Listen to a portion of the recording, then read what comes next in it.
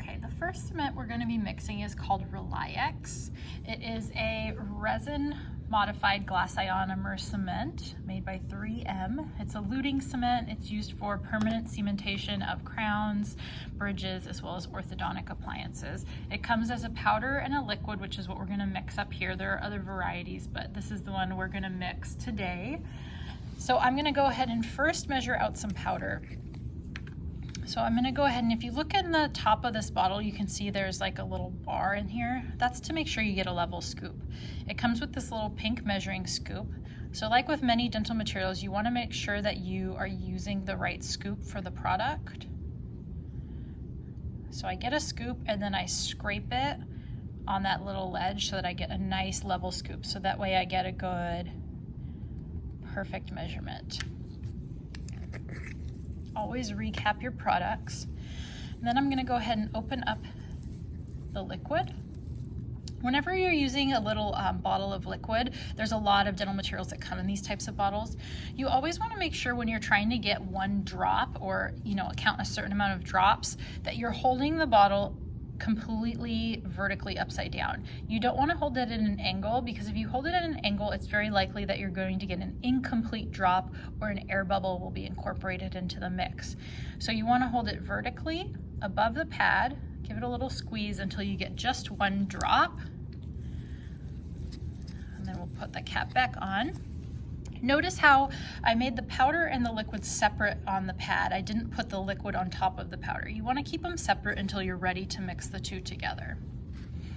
Typically when you're mixing a powder and a liquid, you want to bring the powder into the liquid, not vice versa. So I'm going to go ahead and use a spatula. And notice how, I'm not like using the tip of the spatula to like stir it or anything like that. I'm using this whole side of the spatula and I'm kind of scraping and smushing. And so I'm just going to mix until the powder and the liquid are completely mixed together and there's no more powder left. And so you'll see that when I scrape my spatula like that, I get most of the material off, but I want to go ahead and wipe as well, because we don't want the cement to dry on the spatula. So we've got a good, nice, clean mix. It's not spread out all over the pad, it's kind of together in one little area, which is good. So now it's ready for the dentist to use the material. The next cement we're going to mix is called Zinc Polycarboxylate. The brand I have is 3M, and this is the Duralon Cement. This one can be used, this is a permanent cement. It can be used for crowns and bridges as well as orthodontic appliances as well. For this one, we are going to go ahead and get one scoop of powder. It's an interesting little scoop that comes with this. It's just kind of like, it looks like a little kind of plunger tool, but there's like a little opening at the end of this, and you just stick it down into the powder.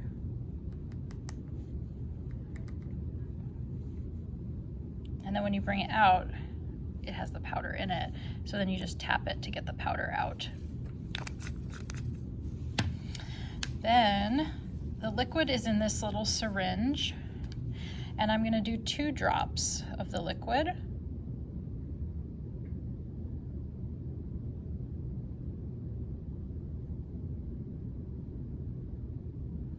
There's 1 and 2. Very sticky stuff. Then I'm going to go ahead and take my spatula, bring the powder into the liquid, and then gently kind of fold the two together.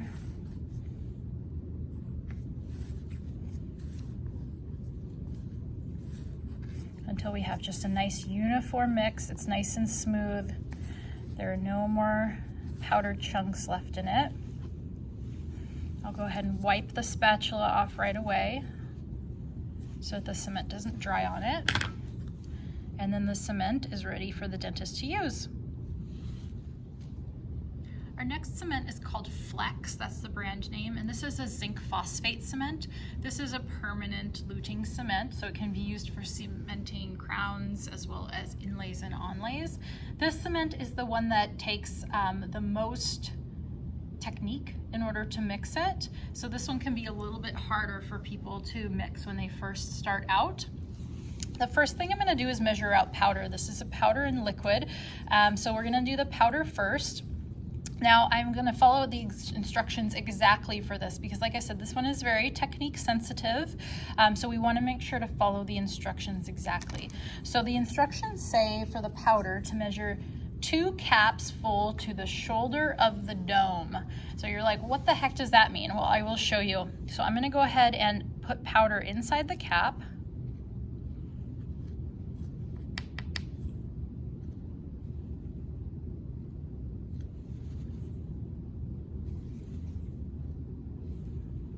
I'm just shaking the powder because sometimes it gets kind of stuck in the bottle.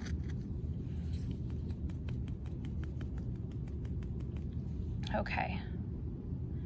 So that is a cap full to the shoulder of the dome. So it's kind of like filling up just this little top part. You don't want to fill it all the way to the top here. You're just filling it up to this little rim there. So then we're going to put that one down, and then we're going to do that one more time.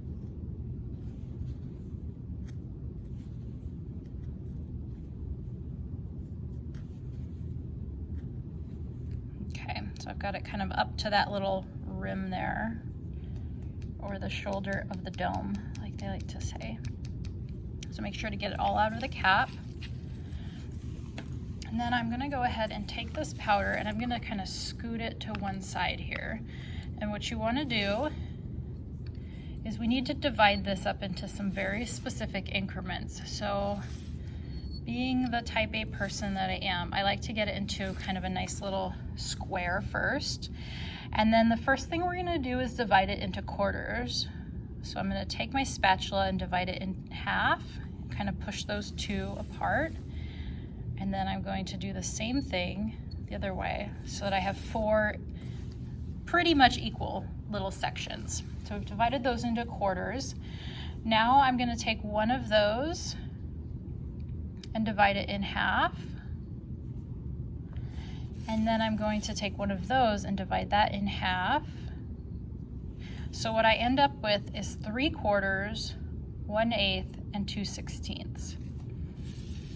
So that's what we want. Those are our 6 little piles that we're going to use. Now what we need to do is we need to do our liquid. So we're gonna do 12 drops of liquid, and I'm gonna put them over on this side of the glass slab.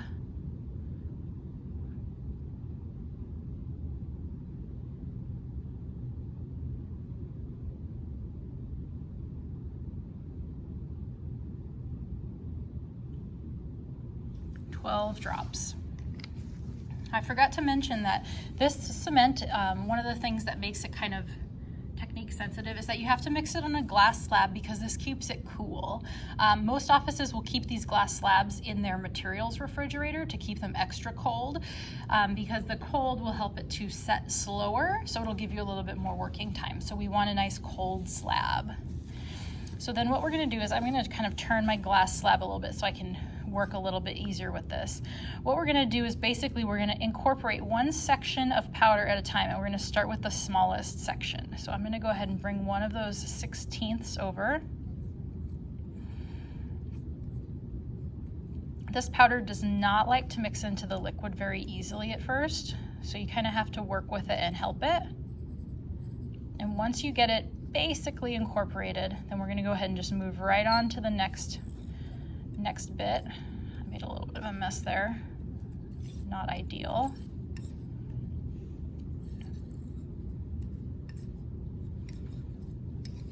And you just want to make sure that each bit of powder is incorporated before you move on to the next one. And you just want to do that whole process as quickly as you can.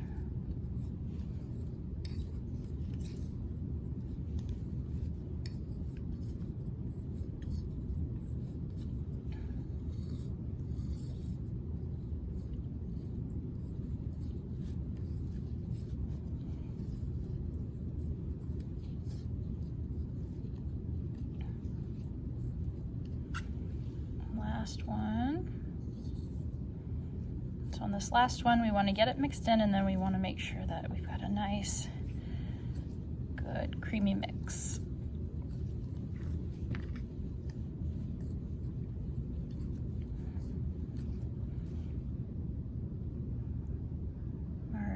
looking pretty good. It's a little thicker than I'd like it, but you get the general idea.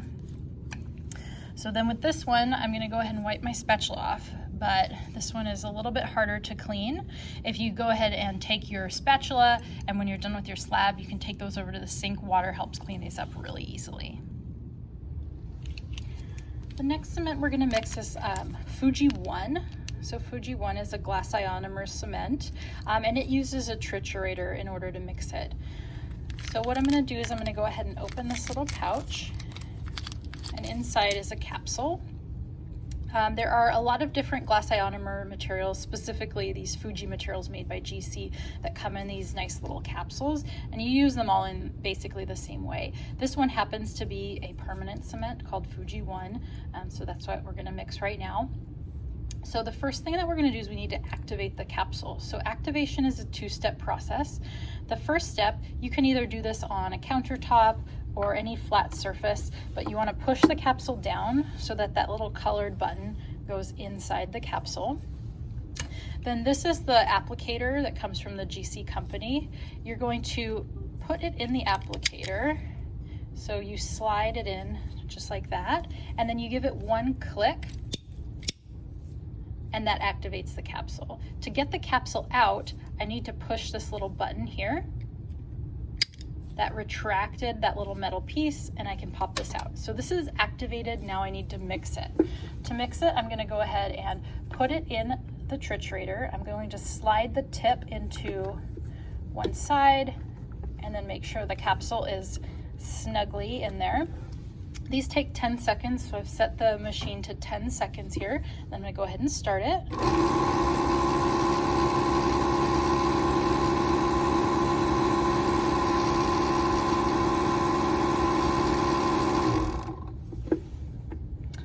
I'm gonna take it out.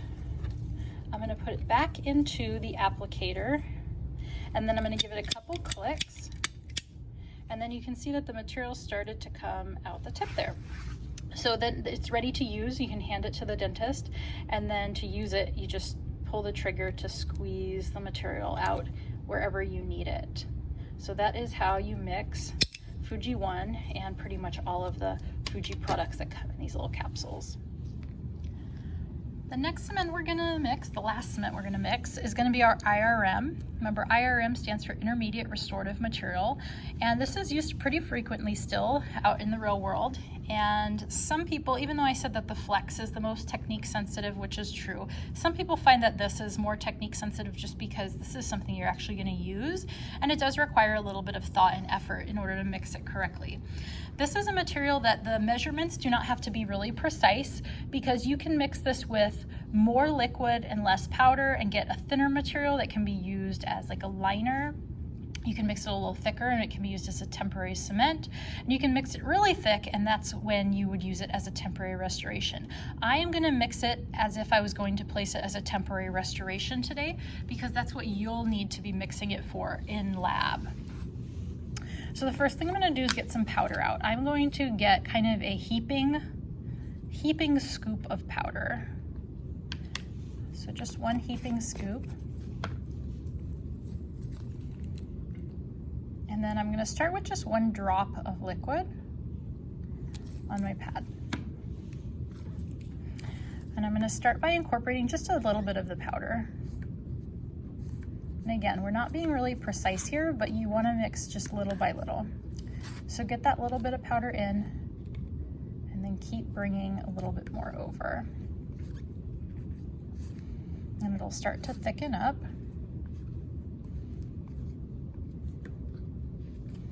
Make sure and use your spatula to kind of scrape and push, scrape and push. It's starting to get thicker, which is good. And see how I'm kind of like scraping and folding the material? I find that that technique helps it to mix in really well. So scrape and fold. And see how I'm really putting a lot of pressure on my spatula as I push down.